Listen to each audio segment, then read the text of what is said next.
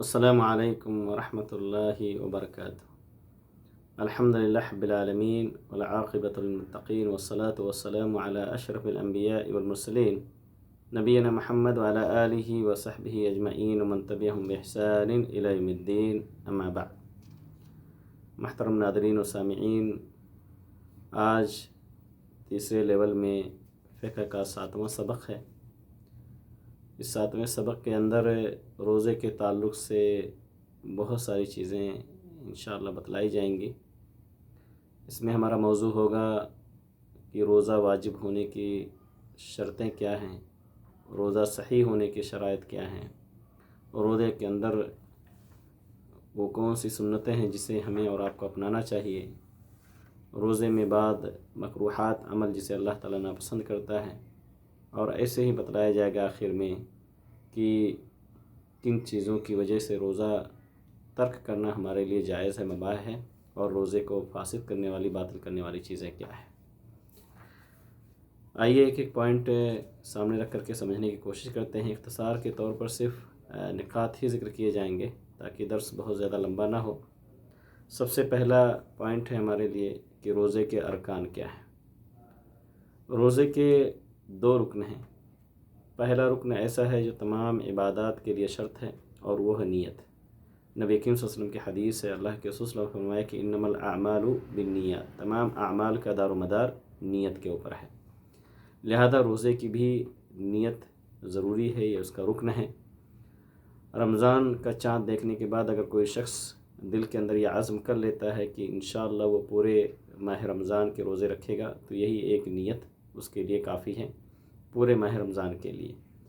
اور اگر چاہے تو ہر دن طلوع فجر سے پہلے، فجر کی اذان سے پہلے عزم مصمم کر لے کہ وہ روزہ انشاءاللہ کل کا رکھنے والا ہے، یعنی جو دن شروع ہو چکا ہے، کیونکہ سورج غروب ہونے کے بعد ہی عربی کیلنڈر کے حساب سے دن شروع ہو جاتا ہے، تو اگر وہ روزہ رکھنے کی نیت کر لیتا ہے طلوع فجر سے پہلے تو بھی بہتر ہے، ورنہ ایک ہی نیت کافی ہے، الا ایک اگر درمیان میں سفر کر جاتا ہے پھر وہاں سے نیتوں کی تجدید کی ضرورت پڑے گی۔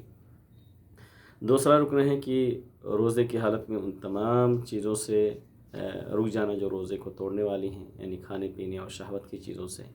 تو یہ روزے کے 2 رکن ہیں جو تقریباً ہم سبھی جانتے ہیں۔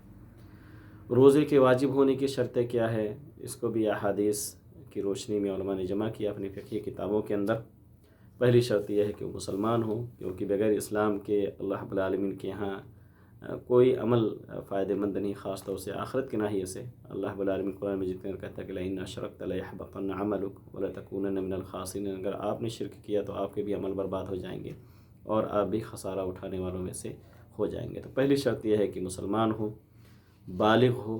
بالغ کی بہت ساری علامتیں ہیں کہ 15 سال کی عمر کو ہو جائے، یا کہ ناف کے نیچے بال آ جائے، یا احتلام ہو، یا اسی طریقے سے بچیوں کے لیے منتھلی پیریڈ کا آنا، یہ ساری علامتیں ہیں بلوغت کے۔ عقل مند ہو، یعنی عقل اگر ہوگا تبھی وہ شرعی تکالیف اس کے اوپر جو ہے نافذ ہوں گی۔ اگر عقل نہیں ہے، کوئی شخص پاگل اور مجنون ہے، تو اللہ رب العالمین اس کو مکلف ہی نہیں کرتا ہے۔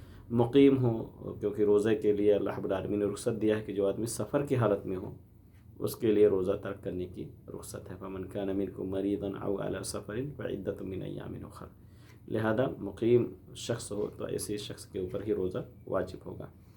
5واں یہ ہے کہ روزہ رکھنے پر قدرت رکھنے والا ہو، کیونکہ بسا اوقات آدمی جسم اتنا کمزور ہو جاتا ہے عمر درازی کے موقع پر، یا مختلف قسم کے بیماریوں میں گھرے ہونے کی وجہ سے، تو جس کی وجہ سے روزہ واجب نہیں رہتا۔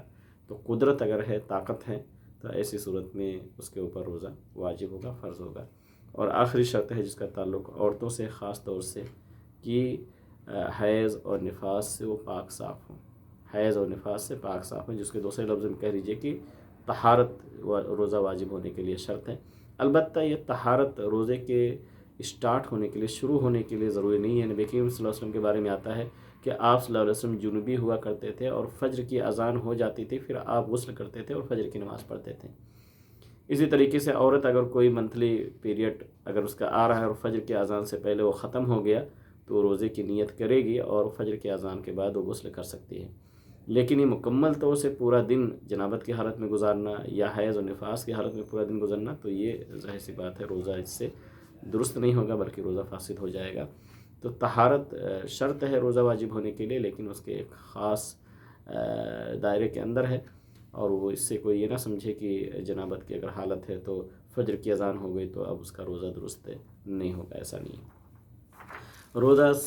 روزے کے صحیح ہونے کے لیے شرطیں کیا ہیں؟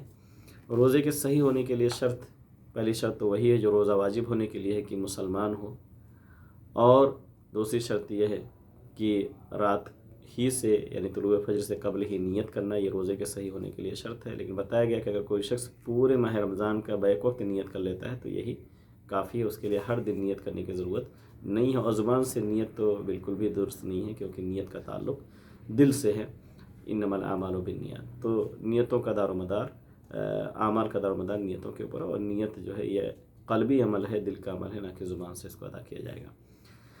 تیسری شرط یہ ہے کہ عاقل ہو صحیح ہونے کے لیے، اور چوتھی شرط یہ ہے کہ سن تمییز کو پہنچتا ہو، یعنی یہاں بلوغت شرط نہیں ہے روزہ صحت ہونے کے لیے۔ اگر کوئی بچہ بھی، نابالغ بچہ بھی 10 سال 8 سال 11 سال 12 سال کا بچہ اگر روزہ رکھتا ہے اور اسے پتہ ہے کہ کون سی چیزیں ایسی جس سے اس کا روزہ ٹوٹ جائے گا اور کون سی چیزیں ایسی ہیں جن کی رعایت اسے کرنی ضروری ہے روزے کی حالت میں، تو اس کا روزہ درست ہوگا۔ تو واجب گرچہ نہیں ہے اس کے اوپر، لیکن اس کا روزہ صحیح ہو جائے گا۔ ایسے ہی حیض کے خون کا نہ آنا یہ روزے کے صحیح ہونے کے لیے شرط ہے، اور نہ ہی نفاس کے خون کا آنا۔ تو اس میں جو روزہ صحیح ہونے کے اندر اور روزہ واجب ہونے کے اندر ایک جو بنیادی فرق ہے وہ یہ ہے کہ روزہ درست ہو جائے گا نابالغ بچے اور بچے کی طرف سے، لیکن واجب اس کے اوپر نہیں ہوگا۔ آئیے روزے کی سنتیں ہم جاننے کی کوشش کرتے ہیں۔ روزے کی بہت ساری سنتیں حدیث کے اندر ہمیں ملتی ہیں۔ اللہ کے رسول صلی اللہ علیہ وسلم کی حدیث ہے، پہلی سنت کے افطار میں جلدی کرنا۔ نبی کریم صلی اللہ علیہ وسلم نے فرمایا کہ ما یزال الناس بخیر ما عجل الفطور، کہ لوگ جب تک افطار میں جلدی کریں گے لوگ خیر کے اندر باقی رہیں گے۔ تو افطار میں جلدی کرنے کا مطلب یہ نہیں کہ سورج غروب ہونے سے پہلے، سورج اگر ڈوب جاتا ہے تو فوراً ہی افطار کرنا سنت ہے۔ ایسا نہ ہو کہ ہم اذان کا انتظار کریں، کہیں سے اذان، اگر ایک آدمی صحرا کے اندر ہے اور اسے نظر آ رہا ہے کہ سورج ڈوب گیا ہے تو اس کے لیے افطار کرنا، کیونکہ تعجیل کرنا، جلدی کرنا افطار میں یہ سنت ہے، اور یہودیوں کے اس کے اندر اہل کتاب کی مخالفت ہے۔ اور اسی طریقے سے سحری کے اندر دوسری سنت ہے کہ سحری میں تاخیر افضل ہے۔ نبی کریم صلی اللہ علیہ وسلم جب سحری کر کے فارغ ہوتے تھے تو 50 آیتیں آدمی ٹھہر ٹھہر کر کے پڑھ سکتا تھا۔ تو سحری کو ہمیشہ مؤخر کرنا چاہیے، اور اس میں بھی اہل کتاب کی مخالفت ہے، کیونکہ اہل کتاب سحری نہیں کھایا کرتے تھے، لیکن اللہ رب العالمین نے امت مسلمہ کو سحری کھانا ایک سنت قرار دیا، بلکہ بعض احادیث کے اندر اس کی فضیلت وارد ہے کہ اس سے قوت اور طاقت بھی ملتی ہے، اور اللہ رب العالمین پسند بھی کرتا ہے۔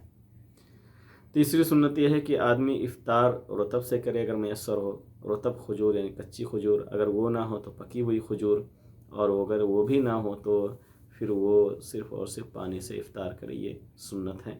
اس کے بعد جو چیزیں کھانا ہو وہ کھائے۔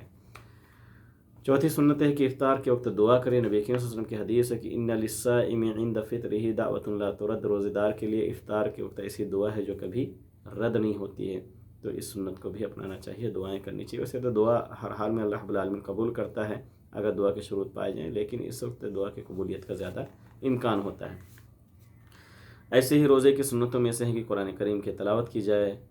ایک سنت یہ ہے کہ عمرے کی اگر توفیق ہے تو عمرہ بھی ادا کیا جائے ماہ رمضان میں، کیونکہ ماہ رمضان میں عمرہ ادا کرنا ایک حج کے برابر اللہ رب العالمین ثواب عطا کرتا ہے۔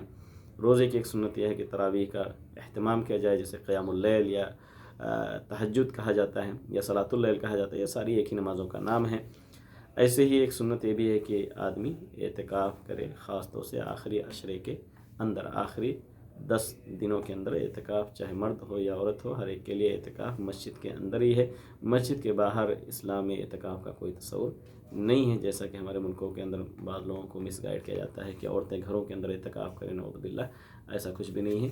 جو بھی قرآن یا احادیث سے ہمیں ثبوت ملتا ہے وہ یہی کہ اعتکاف کا تصور صرف اور صرف مسجد کے اندر ہے۔ نبی کریم صلی اللہ علیہ وسلم کی بیویاں بھی مسجدوں کے اندر ہی اعتکاف کیا کرتی تھیں۔ جب بہت زیادہ خیمے لگنے لگے تو نبی کریم صلی اللہ علیہ وسلم نے ان کو کہا کہ آپ مسجد میں خیمے نہ لگاؤ، لیکن یہ نہیں کہا کہ جا کر کے گھر میں لگاؤ، اعتکاف کرو۔ تو عورت ہو یا مرد، ہر ایک کے لیے اعتکاف مسجد کے اندر ہی ہے۔ البتہ عورتوں کے لیے امن و امان کا پایا جانا شرط ہے، تاکہ ایسا نہ ہو کہ کسی طرح کی کوئی پریشانی انہیں ہو۔ تو یہ روزے کی سنتیں تھیں۔ روزے میں مکروہ چیزیں یہ ہیں، نبی کریم صلی اللہ علیہ وسلم کی حدیث ہے، پہلی چیز یہ ہے کہ آدمی جب غرارہ کرے، کلی کرے، تو مبالغے سے کام نہ لے۔ حدیث کے اندر ہے کہ آپ ناک جھاڑنے میں مبالغے سے کام لو، الا ان تکون صائمہ، الا ان تکون صائمہ، تو وبالغ فی الاستنشاق الا ان تکون صائمہ، کہ استنشاق میں، ناک جھاڑنے میں مبالغہ کرو، مگر یہ کہ روزے سے ہو تو ایسا مت کرو، کیونکہ پانی جانے کا خطرہ ہے۔ اور جیسے منہ ہمارا کھانے پینے کا ایک راستہ ہے، ایسے ناک بھی ہے، اور یہ وجہ کہ ہم دیکھتے ہیں عام طور سے جب منہ سے آدمی کھانے پینے کی قوت نہیں رکھتا تو ناک کے ذریعے سے غذا پہنچائی جاتی ہے۔ تو ناک کے اندر کوئی بھی ایسی چیز، چاہے وہ پانی ہو یا اسی طریقے سے دوا ہو ناک ڈالنے والی، اس سے روزے کے فاسد ہونے کا چانسز زیادہ ہے، مکروہ ہے آدمی اس سے اجتناب کریں۔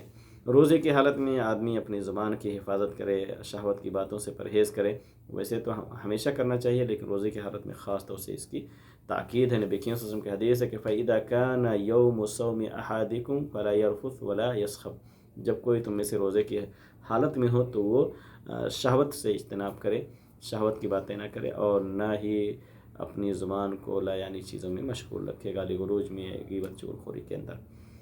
ایسے ہی اور بھی چیزیں جو ہے روزے کی حالت میں مکروہ ہیں، ہر وہ چیز جو کہیں نہ کہیں روزے کو فساد کی طرف لے کر کے جانے والی ہوں۔ روزہ فاسد نہ ہو، لیکن اگر اسے پتہ ہے کہ اس سے روزہ ہمارا خراب ہو سکتا ہے، تو وہ سب مکروہات کے درجے میں داخل ہیں۔ روزے کو فاسد کرنے والی چیزیں کیا ہیں؟ وہ چیزیں جو روزے کو توڑ دیتی ہیں، حدیث کے اندر اس کا بھی ذکر موجود ہے کثرت سے۔ کھانا پینا اور کھانے پینے کی جو چیزیں مشابہ ہوں، جیسے آج کے دور میں بہت سارے انجیکشن اویلیبل ہیں، جو اسے طاقت کا انجیکشن کہتے ہیں، اس سے بھی روزہ ٹوٹ جائے گا۔ جمع کرنے سے، جان بوجھ کر کے قے کرنے سے، اللہ کے رسول صلی اللہ علیہ وسلم کی حدیث ہے کہ جس شخص کو خود قے آ جائے، یعنی خود ہی قے آ جائے، اس کا روزہ نہیں فاسد ہوگا، لیکن جو قے کرے، یعنی اس کے اندر اس کا اپنا عمل دخل ہو، تو اس سے اس کا روزہ ٹوٹ جائے گا۔ شہوت کے ساتھ جان بوجھ کر کے منی نکالنا، یعنی کسی بھی ہو سکتا ہے ضرورت کے لیے، حاجت کے لیے ایسا ہو بطور علاج، تو بھی اس کا روزہ فاسد ہو جائے گا۔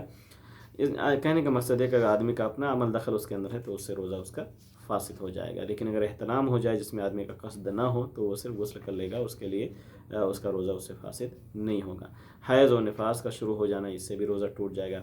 زیادہ مقدار میں بدن سے خون کا نکلوانا، اس سے بھی روزہ ٹوٹ جائے گا، کیونکہ نبی کریم صلی اللہ علیہ وسلم کی حدیث ہے کہ افطر الحاجم والمحجوم، پشنا لگانے والا اور لگوانے والا، یہ دونوں کے دونوں جو ہے افطار کر لیتے ہیں، اس سے ان کا روزہ فاسد ہو جاتا ہے، کیونکہ افطار جو پشنا لگاتا تھا عام طور سے پہلے وہ سیپی کے ذریعے سے منہ سے کھینچتا تھا خون کو، اور خون کا اندر جانا حلق کے نیچے یہ امکانیات میں سے ہوتا تھا۔ آج کے دور میں تو خیر بہت سارے ٹیکنالوجی موجود ہے، بہت ساری چیزیں، ایسے وسائل موجود ہیں کہ اسے منہ سے کھینچنے کی ضرورت نہیں پڑتی، تو پشنا لگانے والے کا روزہ آج کے دور میں فاسد نہیں ہوگا، لیکن جو لگوا رہا ہے بھاری مقدار میں خون اس کے جسم سے نکلتا ہے تو اس کا روزہ فاسد ہو جائے گا۔ ایسے ہی آخری چیز ہے روزے کو توڑ دینے والی، کہ روزے کو توڑ دینے کی نیت کر لینا۔ اگر آدمی نیت کر لے اور دل سے ارادہ کر لے کہ اس نے روزہ ختم کر دیا، تو پھر اس کا روزہ ٹوٹ جائے گا۔ تو یہ جو روزہ توڑنے والی چیزیں ہیں، اس کے لیے کچھ شرائط کا پایا جانا ضروری ہے، کہ اسے پتہ ہو کہ ان چیزوں سے روزہ ٹوٹ جاتا ہے۔ اگر پتہ نہ ہو تو ظاہر سی بات ہے روزہ فاسد نہیں ہوگی۔ دوسرا یہ کہ اس پر مکمل طور سے اختیار ہو، ایسا نہ ہو کہ زبردستی اس سے اس کا روزہ توڑایا جا رہا ہو۔ اگر کوئی زبردستی کرتا ہے تو اس کا روزہ نہیں ٹوٹے گا، اور قصداً وہ آدمی ایسا کرے، جان بوجھ کر کے کرے، غلطی سے یا بھول چک کی وجہ سے ایسا نہ ہو، ورنہ بھول چک کر کے اگر آدمی کھانا بھی کھا لے پیٹ بھر کر کے تو بھی اس کا روزہ فاسد نہیں ہوگا۔ آج کے درس کا آخری نقطہ، آخری پوائنٹ ہے کہ وہ کون سی چیزیں ہیں جس سے روزہ چھوڑنا مباح ہے۔ تو اللہ رب العالمین نے قرآن مجید کے اندر ذکر کیا ہے کہ فَمَنْ كَانَ مِنْكُمْ مَرِيضًا أَوْ عَلَى سَفَرٍ فَعِدَّةٌ مِّنْ أَيَّامٍ أُخَرَ، تو سفر کی وجہ سے آدمی سفر میں ہو، اگر مشقت ہے تو اس کے لیے روزہ چھوڑنا افضل ہے، اور اگر مشقت نہیں ہے تو روزہ باقی رکھے، یہ زیادہ بہتر ہے، کیونکہ اس کی قضا اس کے اوپر ہر حال میں واجب ہوگی۔ دوسری چیز یہ ہے کہ مرض کی وجہ سے، بیماری کی وجہ سے، تو بیماری کی وجہ سے بھی روزہ چھوڑنا جائز ہے۔ حیض اور نفاس کی وجہ سے روزہ چھوڑنا واجب ہے۔